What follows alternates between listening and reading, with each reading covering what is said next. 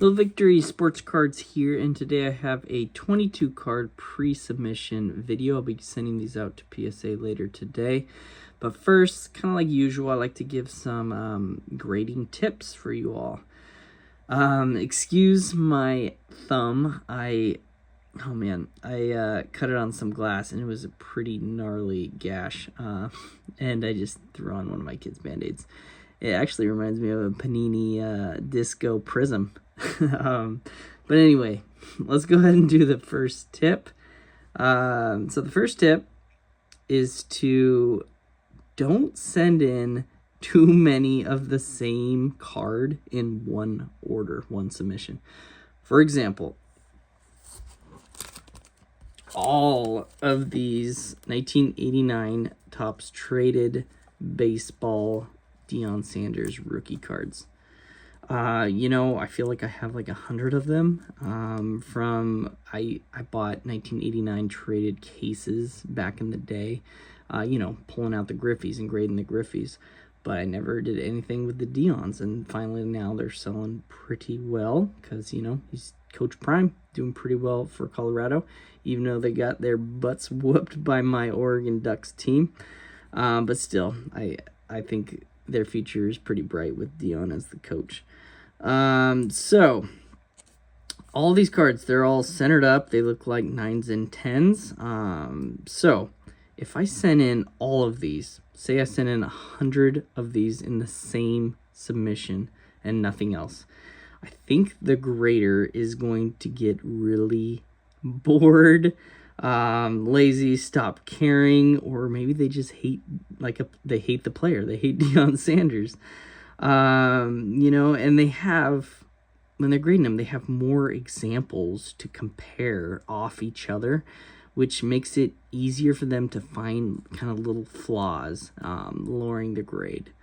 I honestly think if I sent in all 100 in the same submission, only 15 of them would come back as a gem 10, so like a 15% gem rate. But what you need to do is sprinkle them into different orders, maybe like 5 or 6 cards at a time.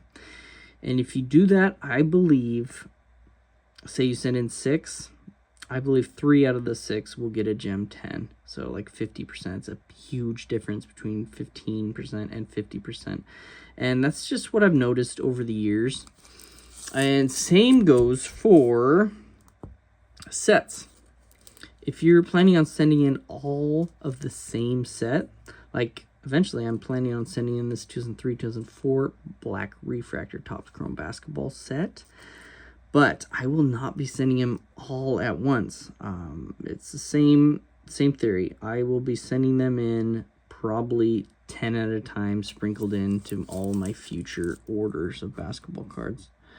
So that is the first tip. The next tip is to submit upcoming sports 2 months before the season starts. For example, submit your football cards in early July, and in 2 months' time, your order should be finished and in hand, ready to sell just before week 1 kicks off. The reason for this is that, especially in NFL football, there is so much volatility in player performance. You need to give yourself the chance to sell before your players, say, perform terribly. The established players, the future Hall of Famers, I think you are safe, but I'm talking about mainly the younger players, the prospects, the QBs with only 1 year, 2 years under their belt. Example, Justin Fields. Because I'm sure maybe a lot of you have sent in Justin Fields cards in your NFL 15.99 PSA special right now. So if you submit football in early September, by the time your grades pop and you receive your order back, so much could have changed in the NFL. It's probably, week 8 by now, and your prospecting players may have been benched or even out of the league or injured, or, all the stuff can happen, and their market value is way down compared to where it was in week 1 or week 2. or that player had a gradual decrease in value when you could have been selling it maybe mid decrease, So I recommend, grading 2 months in advance of this season, like baseball opening season. Grade it 2 months before spring training, stuff like that. Have it all ready. There you go. The last tip is very important to remember when you are thinking about grading a card for resale purposes. So there are 3 important values you need to take into account. Number 1, the price you paid for the card. Number 2, the comp value of the at worst grade you think your card would grade. For example, if you think at worst your card would receive a near mint to mint 8 grade, then look up on eBay complete listings or Card Ladder, Market Movers, whatever you use. Look up what a PSA 8 for that card sells for, and remember that value. The third value is the grading fee cost number. So if the comp price is greater than the price paid for the card plus grading fee, then I believe the card is worth grading. So it really just breaks down to this simple equation right here, and use that equation for each card you're looking to submit to make sure it is worthy to submit.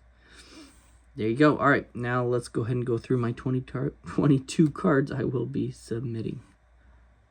First card up is this nice looking gold prism numbered out of 10, 2022 Panini Prism Freddie Freeman autograph. I'm a fan of his. The longevity of his career. His batting average is incredible each year, especially this year. And this card is centered up. There it is, numbered out of 10. 6 out of 10.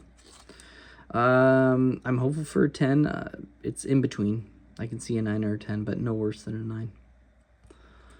Next up, we got another Freddie Freeman. This one's also numbered at 10, I believe. Spectra Gold. What is this, 2021? Yep, numbered at 10. 5 out of 10. Again, the front surface is a 10 all day. The back just has a little bit of a corner. Very, very, very slight ding. So, in between a 9 and 10. I can see this one getting a 9. But you never know. Next up is a Ronald Acuna Jr. What a year he has been having. Incredible. I feel like he has over 40 home runs and 60, 70 stolen bases. This is numbered out of 25. I just think it's a cool looking card. I grew up with this old Diamond Kings style. And it looked like a 10. This one, I'm very confident we'll get a 10. Next up, we got the 2001 Bowman Ichiro. Very condition-sensitive card. This is actually one of the nicest raw copies I've seen. If you look, it's pretty centered. It's gem 10 within. And, typically you get a ton of chipping and white showing on all this black. And the back. But look, it looks pretty good. Look at the corners. Dust on the sleeve here. But yeah, I don't know. I'm hopeful for a 10 even, but it's most likely going to be a 9 because it's so condition sensitive, but it has a chance. It really does. Next one up is a Roger Clemens 1985 Topps rookie card. I am very impressed by this condition of this card, and it was bought and found raw at a card show a couple weeks ago. So look at it. It's got a legit 10 shot. How cool would that be? Here's the Tiger Woods Metal Universe Champions 2021. I just thought this was a cool Tiger Woods card. I hope the grader knows that on these, the corners are kind of that rounded style. They're all kind of like that. So if they understand that, then it's a Gem Mint 10 card. And it'll be very cool looking in that slab. Next up, we got a 2020 Panini Contenders Draft Picks Jalen Hurts. School colors numbered out of 23 when he was playing for the Oklahoma Sooners. This one is a little condition sensitive on the back, I've always noticed. And usually there's some white showing. There's a little bit of white showing, a little bit of wear on that corner. I'm going to put this one at a 9. solid 9 copy. We got some primetime Deion Sanders. It's kind of the interstate version. I think this is 1998. You know, Peyton Manning's rookie year, Charles Woodson. It's the Bowman Chrome Refractor. Just a cool looking card. Primetime right there on the back. It looked like a solid 9 copy with an outside chance at a 10. It just had maybe one surface line. Very common.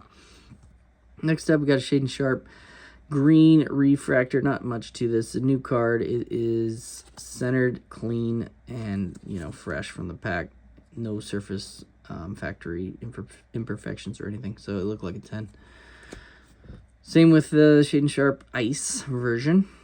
Same. Look great. This one's even better centered. Gem 10s on those all day. This one is in between a 9 and 10. Depends how lenient they are on the centering. It's a little bit thinner on the bottom than the top. Other than that, perfect, flawless card. Shaden Sharp. This is out of the Draft Picks Prism. It is the snakeskin. I always like the snakeskin look. Next up, we got a Cheryl Swoops. I just like this card for WNBA Houston Comets. This is numbered out of 99. It looked like a 10. It better be a 10, otherwise it's not worth grading. Here's a nice Flux Zach LaVine. This one's numbered out of 25. Just a nice looking card. It came uncirculated. I cracked it and it looked great. Popped it out of that uncirculated case. Anyway, the Jaylen Brown. This one looked nice. Usually you get a lot of surface wear and stuff, but it looked good. His rookie from 2016 Select. It's the Hollow Prism Silver. In between a 9 and a 10. I'm hopeful for a 10. Next up, we got a kind of a bigger card in this order. It's the 2012 Panini Prism Damian Lillard Silver Prism. I love this card. It looks great. There's no surface scratches. Maybe a tiniest little surface dimple right there. And the back just has a little mark to it over here somewhere. But I think it's a solid 9 copy with a outside chance at a 10. Gorgeous card. Next up, we got a Durant rookie card. Topps Chrome 2007. So, flawless other than the centering. It's just off, then to the left, then the right. As you can see, I think it's within a 9 tolerance. So, my hope is just a solid 9 copy. As you can see, no white showing on the corners, no surface scratches. It's a solid 9. Next up, very condition-sensitive cards. This is Kevin Durant's 2007 Bowman rookie. Black borders, black corners, all that. And I think it's black on the back too here. So you're going to get a lot of chipping and everything. So honestly, my per grade is like a 7. I just think it'd look good in a slab. These cards are numbered out of just under 3,000, 2,999. It's a decent copy for, you know, how condition sensitive they are. Got some white showing. I think it's a 7. Outside chance at an 8. Here's another bigger card in the order. I'm really excited about this card. Dwight Howard, you know, I was looking at his stats of potential future Hall of Famers, and I think he's there. He was a great defensive player, and I think he had like 8 All-Star game appearances. He was dominant during his prime for sure. Numbered out of 50. Gold refractor. For some reason I've always liked this card. No white showing on the backs. It looks good. It looks in between a 9 and a 10. I'm hoping it pushes to that 10. Next up, we got a Postman refractor. Topps Chrome. I believe, what is this? Out of, I think, 1998, I believe. Nice looking refractor of the Admiral. I'm going to put this one at a hopeful 10. It's in between a 9 and a 10. We'll see. This one I'm very convinced this is a 10. We got Charles Barkley, 1997. Topps Finest refractor. Uncommon, numbered out of 1090. I like that it's numbered. So nice. Not one flaw on it. Let's go 10. Next one. These are the cards I love finding. I found it raw, and they're so condition sensitive. it looks like a 9 to me with a very, very outside chance at 10, but you never know. It's so nice, especially usually it's all chipped up on the back. You guys see that? It's pretty good. I mean, a little bit, but not bad at all. Guaranteed this is such a low pop, even in 9s, even if there is a 9. Stefan Marbury, Planet Metal, 1997 Metal Universe. I'm hopeful for a 10, or not a 10, but I'm hopeful for a 9. I think it's a 9, solid 9 copy. Finally, we got one star card, the Isaiah Thomas. Just had a few minor corner dings. Centering's pretty much there. It looks good. I think it looks like a 7. The way they grade star cards, I think it's a solid 7. There you go. Wish me luck. I'm excited about this order. It should be fun to see these, how they grade them. Yeah, as always, good luck everyone with their submissions. I hope you found this entertaining and helpful. All right, have a good day. Oh, yeah, I actually submitted an order to SGC. So you're going to have an SGC reveal pretty soon, probably within the next couple weeks, and a cool PSA reveal that's in assembly right now. I'm so excited for the grades to pop. It has a really cool color match. Travis Kelce, number 25 Spectra autograph in it. Rookie. All right, hope everyone has a great day. Bye.